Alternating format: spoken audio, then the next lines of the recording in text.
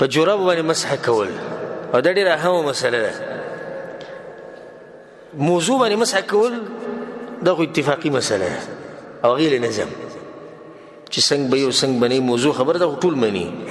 مسله چې کوم اختلافي ده هغې ته اشاره کوم او تاسو له حواله په دې در کوم زموږ چې کوم درسونه د بلوغ المرام هغې شرحه موږ کوو، هلته د جورابو د موضوع دا مسله بلکل تفصیلا موږ بیان کړې ده. الحمدلله هغه درسونه واورئ که به د انشاءالله فایده ډېره میلاو شي.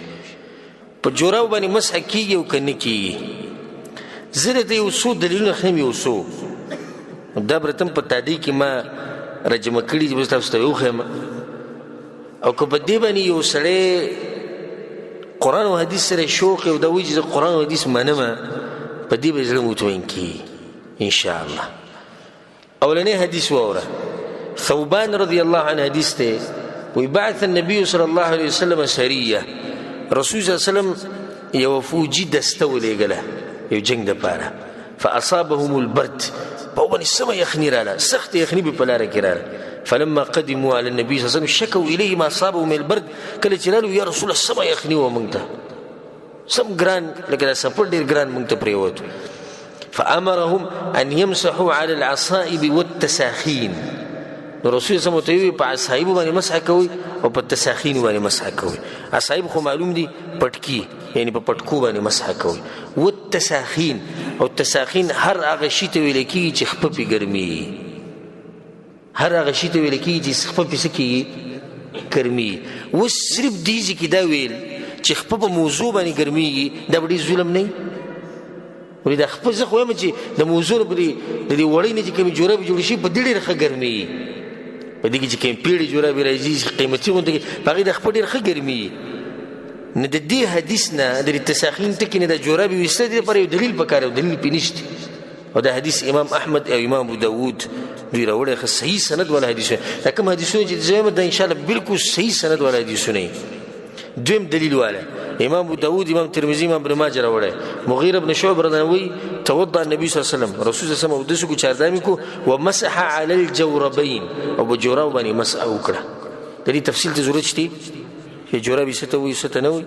دا بعض کسان وایي وایي دې کتابونو کې خو ډېرې خبرې لیکلي، څنګه وایي هغه جورابې به چې په هغې کې مزل کېدی شي، نو بیا مزل ذکر کړی دی چې دومره میله دومره ګزه دومره پکې سړی تلی شي، په دې جورابو مسح کېږي. دا یو شرط. دویم شرط دا دی چې جورابې به د خپې پورې په خپله نښتي، چې مثال کې سړی اوس تار تې تاو کړي څه شی تې تاو کړي دنګ خلوري نه، دا به خپله نښتي. دریم شرط دا دی چې په دې کې به بلکل سوری نه وي. څلورم شرط پکې وایي دا دی چې دا به نری نه وي. او عجیبه شرط پکې دا دی چې دا به اوبه دننه نه راکاږي. نه دا بې ځایه شرطونه دي، نه الله ښوولي دي او نه د الله پیغمبر ښوولي. مسح على الجوربين، د جورابو مسح شرطونه څه دي کوم چې قرآن حدیث کې دي، هغه به زه بیان کوم په اختصار سره. نو دا دویم حدیث. دریم حدیث واوره، ابو موسی اشعري رضی الله عنه وایي توضأ النبي صلی الله علیه وسلم ومسح على الجوربين، رسول الله چاردام وکړو او په جوراب باندې مسح وکړه. دا حدیث امام ابن ماجه راوړی. بل دلیل والا ازرق ابن قیس رحمه الله وایي رأيت انس بن مالك رضي الله عنه احدث فغسل وجهه ويديه ومسح براسه ومسح الجوربين. وی انس بن مالک موریدو رضی الله عنه رسول الله خادم شو، وی اودس مات شو، نبی اودس کو پورا، ومسح على جوربين من صوف، او د وړي جورابې په خپو کړي باغې باندې مسح وکړه.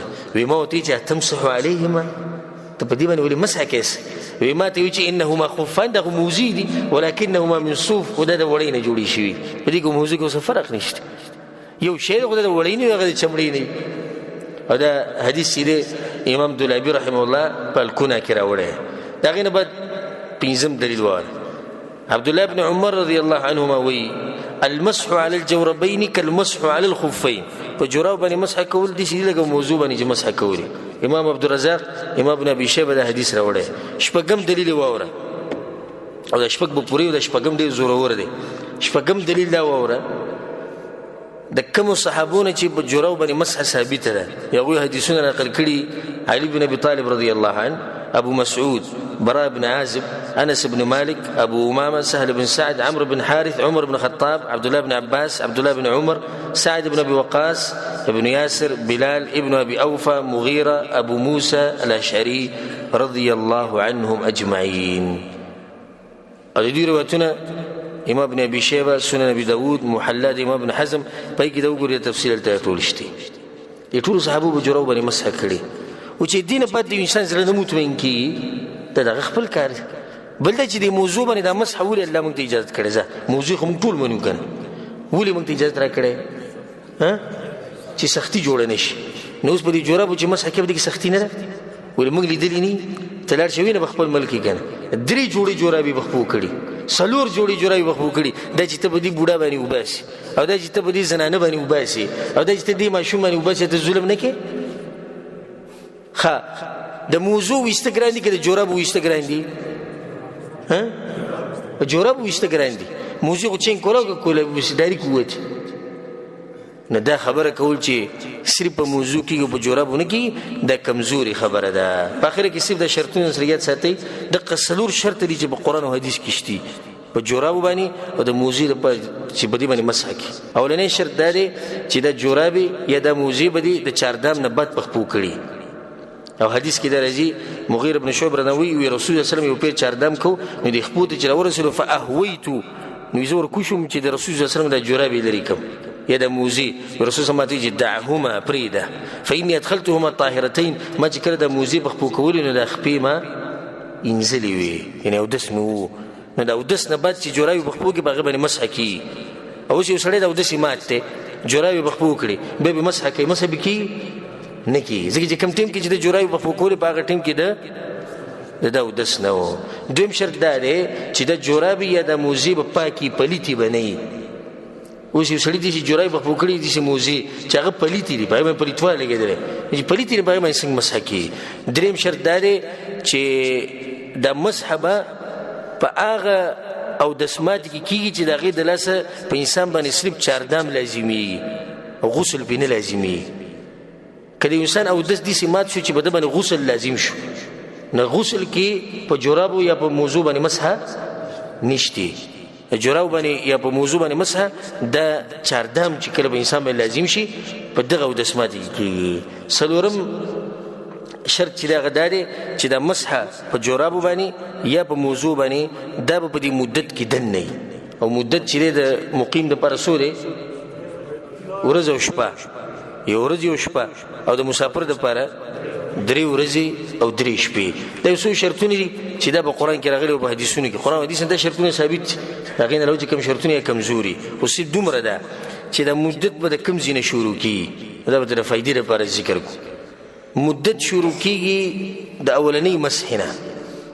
اولنی مسحنه دي سي یو سړی د سحر سلور بجې جوړای بخپو کړي او د شیو کو جوړای بخپو کړي او منزل لاړ.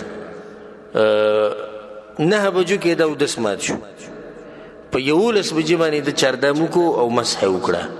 نو ټیم د کم جنه شروع شو 11 بجو نه شروع شو.